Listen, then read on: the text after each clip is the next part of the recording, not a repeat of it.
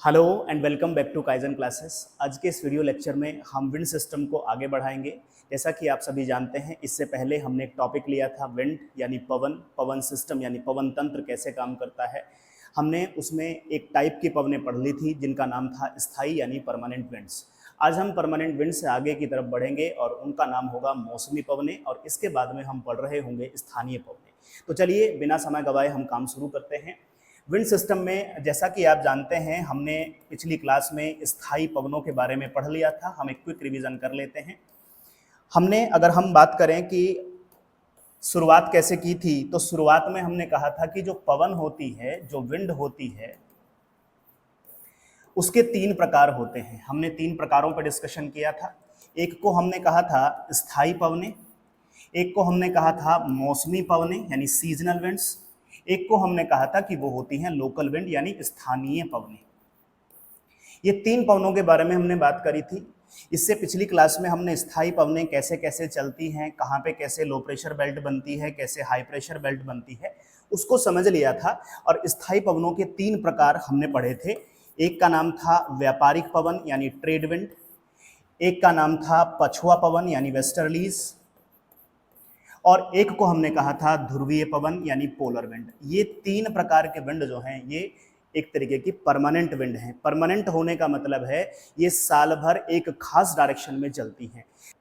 जैसे कि आपने देखा, व्यापारिक पवन जो है वो 30 डिग्री के हाई प्रेशर से नॉर्थ और साउथ दोनों में से 0 डिग्री की तरफ चल रही होती है, यानी उपोष्ण कटिबंधीय उच्च वायुदाब से सब ट्रॉपिकल हाई प्रेशर बेल्ट से इक्वेटोरियल लो प्रेशर बेल्ट की तरफ लगातार चल रही होती है, साल भर चलती है। ऐसे ही पछुआ पवनें अगर आप देखेंगे तो 30 डिग्री नॉर्थ या साउथ से 60 डिग्री नॉर्थ या साउथ की तरफ चलती हैं, और ध्रुवीय यानी पोलर विंड्स जो है वो 90 डिग्री नॉर्थ या साउथ से 60 डिग्री नॉर्थ या साउथ की तरफ चल रही होती हैं। कैसे इनकी टेंडेंसी होती है, टेम्परेचर कैसा होता है, ये सारी बातें हमने लास्ट क्लास में डिस्कस कर ली थी। आज का हमारा जो शुरुआत होगी, जो टॉपिक होगा, वो होगा मौसमी पवनें। तो आप हेडिंग बनाएंगे मौसमी पवनें।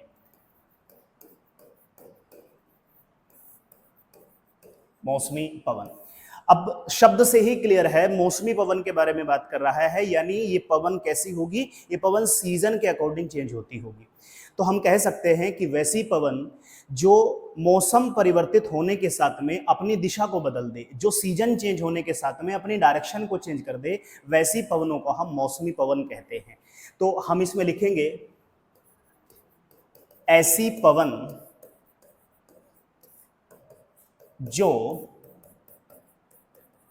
ऋतु परिवर्तन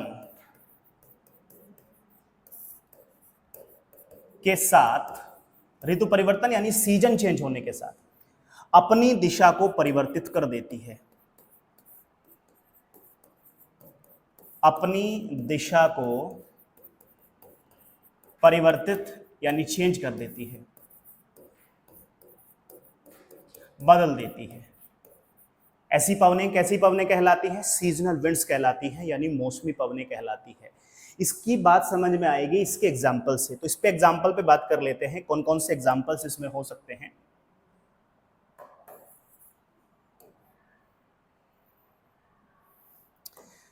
एग्जाम्पल्स की बात करें तो इसका एक सबसे बढ़िया एग्जाम्पल है, और वो है मानसूनी पवन। मानसूनी पवन यानी मॉनसून विंड्स।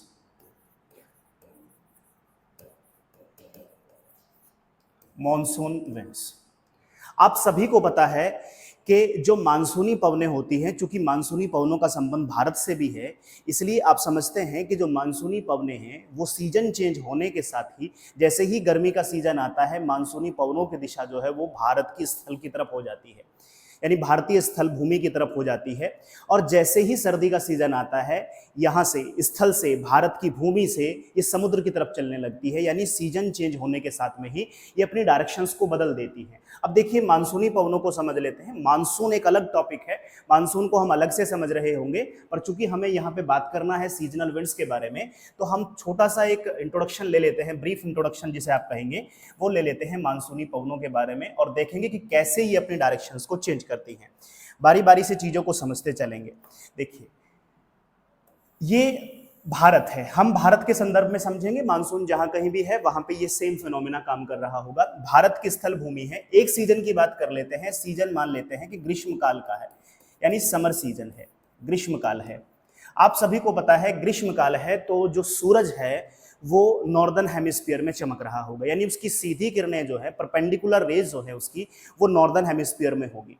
अगर सूरज की किरणें यहाँ कहीं पड़ रही है तो आप सभी को पता है कि जो स्थल होता है, जो लैंड होता है, उसकी प्रॉपर्टी होती है कि वो बहुत जल्दी तो गर्म हो जाता है और बहुत जल्दी ठंडा हो जाता है।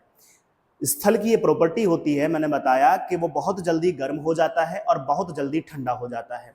इसके अपोजिट जो हमारा जल होता है, जलीय संरचना होती है, वो ना ही तो बहुत जल्दी गर्म होती है, गर्म तो होगी पर धीरे धीरे गर्म होगी, ना ही तो बहुत जल्दी गर्म होती है और ना ही बहुत जल्दी ठंडा होती है। तो चूंकि हम देखेंगे कि स्थल पर क्या प्रभाव पड़ेगा ग्रीष्म काल में चूंकि यहाँ पे गर्मी होगी, सूरज की किरणें उत्तरी गोलार्ध में चमक रही होंगी परपेंडिकुलर, तो आप देखेंगे कि भारत की जो स्थल भूमि है जो, उसका टेम्परेचर लगातार बढ़ रहा होगा, यानी यहाँ का टेम्परेचर मैक्सिमम होगा। जब मैं ये वीडियो शूट कर रहा हूँ, आप अभी देख रहे हैं, अभी गर्मी का समय है। अब हम 2 ही सीजन मान के चल रहे हैं, गर्मी और सर्दी। तो गर्मी का सीजन है, गर्मी के सीजन में भारत में फिलहाल टेम्परेचर बढ़ा हुआ है, मैं स्थल खंड की बात कर रहा हूँ। अच्छा, इसकी तुलना में अगर हम यहाँ पे देखेंगे, इसकी तुलना में अगर हम देखें अरब सागर में, आपको पता है कि भारत के इस तरफ अरब सागर है और इस तरफ बे ऑफ बंगाल है। अगर इसकी तुलना में आप यहाँ पे देखेंगे तो आपको पता है कि ये बे ऑफ बंगाल है हमारा और ये हमारा अरेबियन सी है, ठीक है। इसकी तुलना में अगर आप बे ऑफ बंगाल में देखें, क्योंकि वो भी जलीय संरचना है, तो बे ऑफ बंगाल में उतना टेम्परेचर नहीं होगा, उतना टेम्परेचर नहीं बढ़ा होगा उसका जितना कि स्थलखंड का बढ़ गया। दैट मीन्स कि यहाँ पे इसकी तुलना में, स्थलखंड की तुलना में तापमान कम होगा। मैं इसकी तुलना में कह रहा हूं, मैं ऐसा नहीं कह रहा हूं कि यहाँ सूरज नहीं निकल रहा है, सूरज की किरणें यहाँ नहीं पड़ रही हैं, पर उसकी तुलना में जल इतनी जल्दी गर्म नहीं होगा जितनी जल्दी स्थल हो जाएगा। तो 2 टेम्परेचर का हमें पता चल गया, एक जगह स्थलखंड पर टेम्परेचर मैक्सिमम हो रहा है अपना और यहाँ पे उसकी तुलना में मिनिमम टेम्परेचर है। और फिर वही फिनोमेना लगाइए जो हमने लास्ट क्लास में सीखा था। हमने यहाँ पे समझा था कि जो टेम्परेचर होता है वो इनवर्सली प्रोपोर्शनल होता है प्रेशर के। तापमान दाब का व्युत्क्रमानुपाती होता है। इसका मतलब ही होता है कि जहां कहीं तापमान बढ़ेगा वहां पे ऑटोमेटिकली दाब घट जाएगा और जहां कहीं पे तापमान बढ़ेगा वहां पे दाब घट जाएगा, यानी एक दूसरे का उल्टा होते हैं, कहने का मतलब ये है।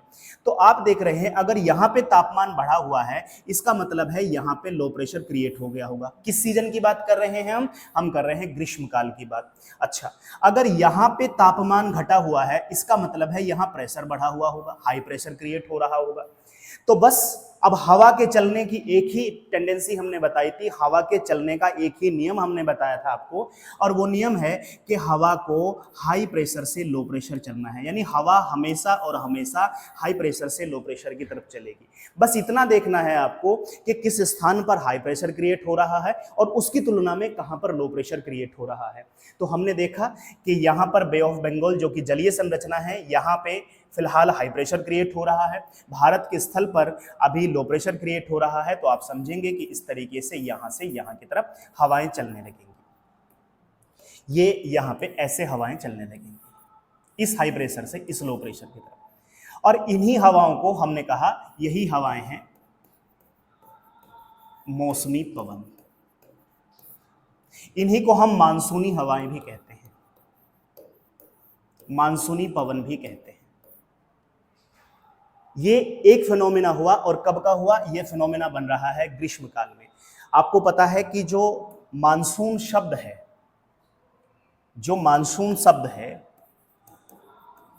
मानसून शब्द जो है वो अरबी भाषा के मौसम शब्द से आया है। किस शब्द से आया है? मौसम। और ये जो मौसम शब्द है, इसका मतलब होता है वैसी हवा जो ऋतु परिवर्तन पर दिशा बदल दें। इसलिए हमने इन हवाओं को नाम दिया मानसूनी पवनें। तो हमने देखा कि मानसूनी पवनें ग्रीष्मकाल में, जैसा कि आप देख पा रहे हैं, मानसूनी पवनें ग्रीष्मकाल में किस तरफ से किस तरफ चल रही है? जलीय संरचना से स्थलीय संरचना की तरफ चल रही है। बे ऑफ बंगाल से कहां पे चल रही हैं? आपकी भारत की मेन भूमि की तरफ चल रही है, स्थलखंड की तरफ चल रही है।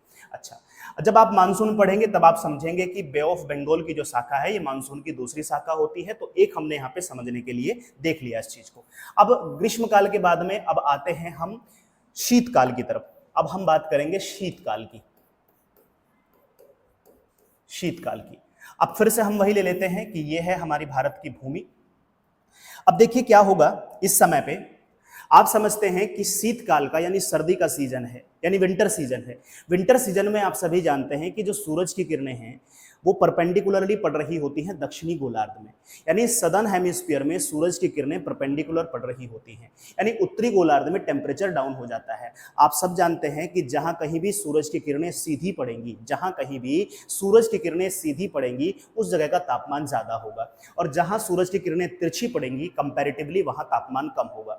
तो शीतकाल में, सर्दियों में, जिस समय हमारे यहाँ सर्दी हो रही होती है उस समय दक्षिणी गोलार्ध में ग्रीष्मकाल होता है, क्योंकि वहां सूरज सीधा चमक रहा होता है। और हम शीतकाल की बात करें और भारत की बात करें तो आप देखेंगे कि यहां तुलनात्मक रूप से तापमान क्या हो जाएगा? कम हो जाएगा। तापमान क्यों कम हो गया? क्योंकि सूरज की किरणें सीधी पड़ रही हैं दक्षिणी गोलार्ध में और भारत पड़ता है उत्तरी गोलार्ध में।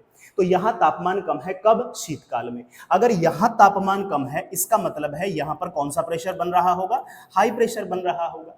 तापमान कम है तो दाब बढ़ गया होगा। अच्छा, अब उसकी तुलना में बे ऑफ बंगाल में देखिए क्या स्थिति होगी। फिर से वही सिस्टम यहां पे काम करेगा कि जल ना ही बहुत जल्दी गर्म होगा और ना ही बहुत जल्दी ठंडा होगा।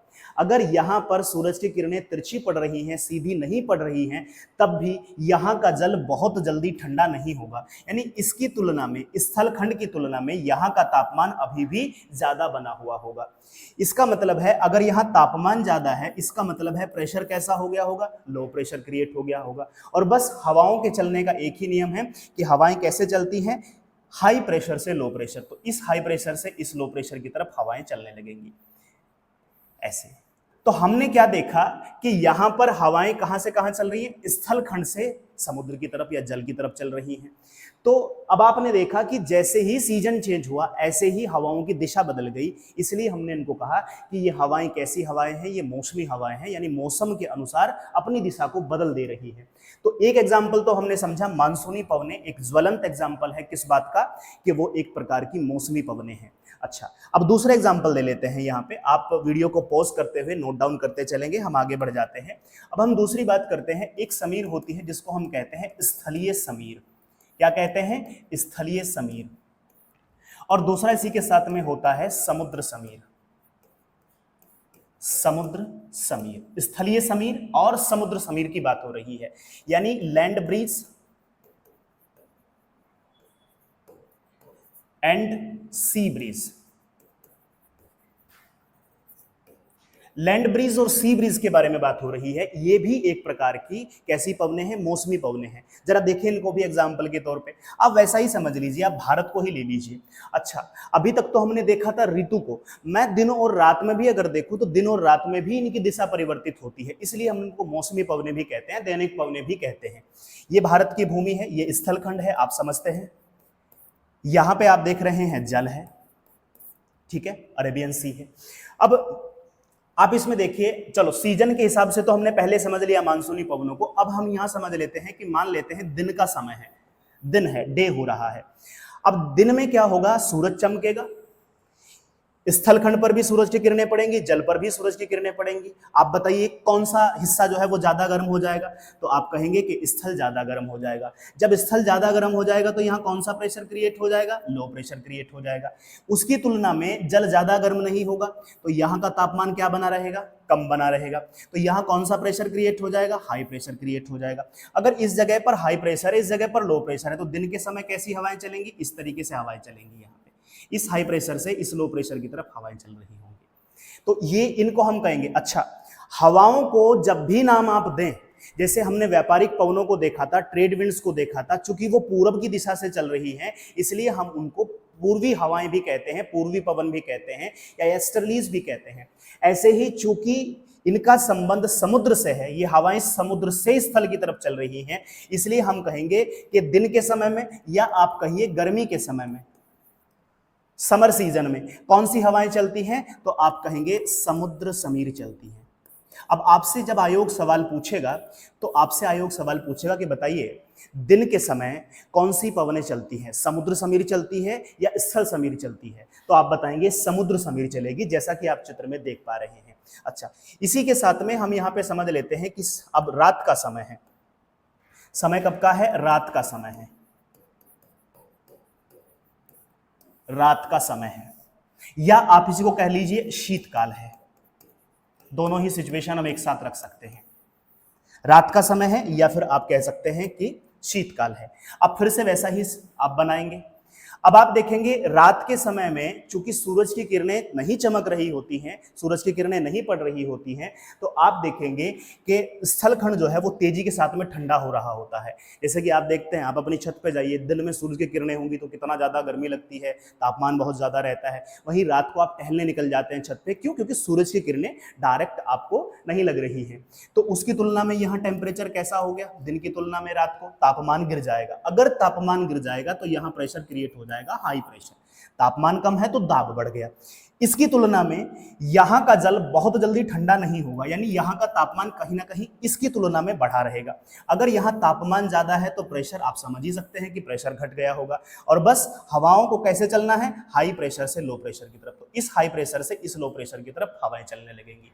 ऐसे ही शीतकाल में होगा, ऐसे ही। तो आप देख पा रहे हैं कि रात के समय या शीतकाल में कौन सी हवाएं चलती हैं? आप कहेंगे जो स्थल खंड से चल रही हैं, हम उन्हें को कह सकते हैं कि वो स्थलीय समीर हैं। स्थलीय समीर यानी लैंड ब्रिज है। अब आपसे सवाल पूछे कि बताइए रात के समय कौन से प्रकार की हवाएं चलती हैं, तो आप कहेंगे स्थलीय समीर चलती हैं, लैंड ब्रिज चलती है। ये दूसरा एग्जाम्पल हो गया किसका? मौसमी पवनों का, यानी मौसम चेंज होते ही हवाओं ने अपनी दिशा को परिवर्तित कर लिया। ये दूसरा है। अब हम तीसरी तरफ बढ़ जाते हैं। तीसरा उदाहरण है घाटी समीर तथा पर्वतीय समीर। घाटी समीर और पर्वतीय समीर, जिसको हम कह सकते हैं वैली ब्रिज और माउंटेन ब्रिज।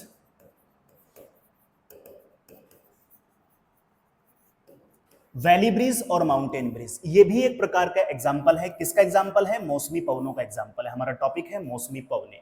कैसे काम करता है? देखिए, आप सभी को पता है कि जब आप माउंटेन को देखते हैं, बनाते हैं, तो कुछ इस तरीके से आप माउंटेन को बना रहे होते हैं कि ये आपका माउंटेन है और यहाँ पे इस तरीके से ये आपकी वैली है, तो ये घाटी है। चलिए, अब एक समय मान लेते हैं कि समय है ग्रीष्मकाल का। ग्रीष्मकाल का समय है, या आप कहिए कि दिन का समय है। दोनों को एक साथ रख के आप समझ सकते हैं। अच्छा, घाटी है तो कुछ पेड़ पौधे भी होंगे। घाटी इस तरीके से नैरो भी होती है, वी शेप की भी होती है, और यहाँ पे बहुत सारी वनस्पति भी, आप समझ रहे हैं, वनस्पति भी होगी। जब सूरज की किरणें पड़ेंगी तो आप समझते हैं कि ये जो एरिया है, ये वाला जो एरिया है, ये वाला जो एरिया है, ऊपर वाला एरिया है, यहां पर सनलाइट डायरेक्ट चमक रही होगी। अगर ये सूरज है यहां पे इस तरीके से, तो इसकी किरणें यहां पर डायरेक्ट लग रही होंगी। और अगर सूरज की किरणें, अच्छा, घाटी में भी जाएंगी, पर चूंकि वनस्पति है, घाटी नैरो है और उसकी तुलना में वहां आर्द्रता भी बनी हुई है, तो आप देखेंगे कि यहां पर सीधे तौर पर जो सूरज की किरणें हैं वो सीधे तौर पर नहीं जा पाएंगी। तो अभी आपने देखा कि यहां पर सीधे तौर पर सूरज की किरणें पड़ रही हैं, और जहां सीधी सूरज की किरणें पड़ेंगी वहां का तापमान बढ़ जाएगा। तो यहां का तापमान क्या हो गया? बढ़ गया। अच्छा, उसकी तुलना में सूरज की किरणें तो यहां भी पड़ी थी, पर उसकी तुलना में यहां का तापमान कम होगा। और आपको पता है कि वो तापमान कम क्यों है? तापमान इसलिए कम है क्योंकि एक तो घाटी है, नैरो है, दूसरा है वनस्पति है, और आर्द्रता वहां पर, ह्यूमिडिटी वहां पर बनी हुई है, इसलिए यहां का तापमान कम होगा। बस वही रूल लगाइए फिर से। कौन सा रूल है? कि अगर इस स्थान पर तापमान ज्यादा है तो प्रेशर कैसा हो रहा होगा? Low pressure. यहां भी कैसा प्रेशर? Low pressure. यहां पर कैसा प्रेशर? तापमान कम है तो घाटी में नीचे की तरफ हाई प्रेशर, और बस हाई प्रेशर से लो प्रेशर की तरफ हवाएं चलने लगेंगी। तो चलाएंगे इस तरीके से हवाएं, हाई प्रेशर से लो प्रेशर की तरफ ऐसे हवाएं चल रही। नीचे से जो चलने वाली हवाएं हैं वो ठंडी हवाएं हैं, और यहां से जो हवाएं हैं वो गर्म हवाएं हैं। तो ऐसे चलेंगी, और यहाँ पे इस तरीके से। अब आप देख सकते हैं कि ये हवाएं कहां से चल रही हैं? आप कहेंगे ये हवाएं तो घाटी की तरफ से चल रही हैं, तो हम कहेंगे कि यहां पर घाटी समीर है। हम क्या कहेंगे? यहां पर वैली ब्रिज चल रही है। आप इसे देख के बता सकते हैं कि यहाँ पर कौन सी ब्रिज है, यहाँ पर वैली ब्रिज है। अब इसी में दूसरा एग्जाम्पल ले लेते हैं कि समय अगर रात का हो, सीजन अगर विंटर हो तो कैसा होगा। ये आपने बनाया कि इस तरीके से यहाँ पे घाटियां हैं ऐसे, तो ये पर्वत है ऊपर की तरफ और यहाँ पे ये नीचे की तरफ घाटी है, और समय हम लिख लेते हैं कि रात का समय है, या फिर आप कहें शीतकाल है। ठीक है, शीतकाल है, इसका मतलब है सूरज की जो किरणें हैं वो डायरेक्ट यहां पर नहीं पड़ेंगी। रात का समय है तो सूरज नहीं चमक रहा होगा, अगर सूरज नहीं चमक रहा है इसका मतलब है कि सूरज की किरणें यहां पे डायरेक्ट नहीं होंगी, यानी यहां से इस स्थान से और इस स्थान से तेजी के साथ में हीट निकल रही होगी, वापस जा रही होगी, अंतरिक्ष में पहुंच रही होगी, जिसको आप कहते हैं टेरेस्ट्रियल रेडिएशन, यानी पार्थिव विकिरण यहां से तेजी से वापस जा रहा होगा। इसका मतलब है कि रात के समय में ये स्थान कंपैरेटिवली ज्यादा ठंडा हो जाएगा, तापमान यहां पे घट जाएगा। आप देखते भी हैं कि आप सर्दी के सीजन में अपनी छत पे जाइए और कमरे में रहिए, आप जब छत पे जाते हैं तो वहां आपको ज्यादा तापमान कम तापमान दिखाई देता है, ठंडा महसूस होता है। क्यों? क्योंकि वहां से जो दिन में जितनी भी गर्मी आई थी वो तेजी के साथ वहां से रिलीज हो गई पार्थिव विकिरण की फॉर्म में, तो यहाँ पे तापमान कम होगा। अब यहीं पे लिख लीजिए, अगर तापमान कम है तो प्रेशर कैसा? हाई प्रेशर हो जाएगा। तापमान कैसा? कम है तो प्रेशर हाई हो जाएगा।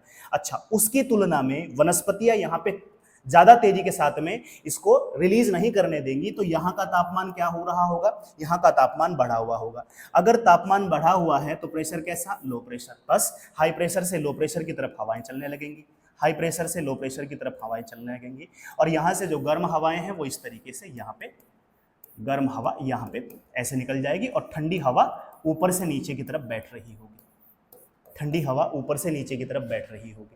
अब चूंकि ये हवाएं कहां से चल रही हैं? पर्वतों की तरफ से चल रही हैं, इसलिए आप कहेंगे रात के समय में या फिर सर्दी के सीजन में पर्वतीय समीर चलती है। कौन सी समीर चलती है? पर्वतीय समीर, यानी माउंटेन ब्रीज। माउंटेन ब्रीज यहां पर फ्लो करेगी। इसीलिए आपने देखा है कि हमारे यहाँ भोटिया जनजाति है उत्तराखंड में, या बहुत सारे स्थानों पर अगर आप देखेंगे कि जो पर्वतों पर रहने वाले जो जनजातियां हैं, जो समुदाय है, वो क्या करता है, ऋतु परिवर्तन, जैसे ही ऋतु परिवर्तन होता है ऐसे ही वो अपने स्थान को, निवास स्थान को भी चेंज कर लेते हैं। जैसे जहां इनको सुटेबल लगता है, सर्दियों में इनको लगेगा कि तापमान कहाँ का ज्यादा है तो उसी तरीके से शिफ्ट कर जाएंगे, गर्मियों में इनको लगेगा कि तापमान कहाँ कम है तो वो वहां पे चले जाएंगे। इस तरीके से ऋतु के अनुसार ये भी क्या करते हैं, अपने निवास स्थान को चेंज कर लेते हैं। कारण क्या है? कारण ये है। तो आपने देखा कि हमने तीन तरीके के एग्जाम्पल लिए मौसमी पवनों में। एक हमने कहा जिनको मानसूनी पवने, वो भी एक प्रकार की मौसमी पवने हैं। दूसरी हमने कहा जो स्थल समीर है या समुद्र समीर है, वो भी एक प्रकार की मौसमी पवने हैं।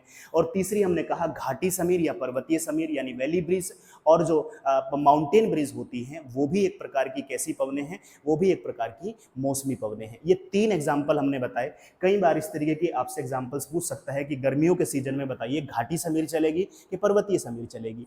अच्छा, जैसे जो लोग मेंस लिख रहे हैं उनके लिए भी यहाँ पे बहुत सारी बातें, ऐसा नहीं है कि ये प्री ओरिएंटेड है, ये कॉन्सेप्ट है, और कॉन्सेप्ट तो मेंस में ज़्यादा काम करता है। जैसे ऋतु परिवर्तन का कारण आपसे पूछा जा सकता है कि बताइए निम्नलिखित में से ये जनजाति है, जो ये जनजाति ऋतु परिवर्तन करती है, कारण क्या है? तो कारण आप उसे भूगोल से स्पष्ट कर सकते हैं, उसका स्पष्टीकरण आप भूगोल से दे सकते हैं। चूंकि यहाँ पर इसी प्रकार का फिनोमिना हो रहा है, घाटी समीर या फिर आप पर्वतीय समीर है, ये सब चल रही है, इसलिए वो क्या करते हैं, इनके साथ में ऋतु परिवर्तन होने के साथ में ही अपना निवास स्थान भी परिवर्तित कर लेते हैं। क्योंकि सर्दियों के सीजन में देखिए ये वाले पूरे के पूरे एरिया में तो बर्फ पड़ जाएगी, अगर हम पर्वतीय क्षेत्रों की बात कर रहे हैं, तो यहाँ पे तो वनस्पति भी नहीं रहेगी, वनस्पति नहीं रहेगी तो खाद्यान्न समस्याएं पैदा हो जाएंगी। तो वो क्या करते हैं, जहाँ टेम्परेचर बढ़ा हुआ है कंपैरेटिवली, उस स्थान पर शिफ्ट कर जाएंगे। गर्मियों में क्या करेंगे, यहाँ से ऊपर की तरफ शिफ्ट कर जाएंगे। तो इस तरीके से क्या करते हैं, ये यहाँ से मूव करते हैं, स्थानांतरण करते हैं। ये मेंस में भी आप इससे जस्टिफाई कर सकते हैं।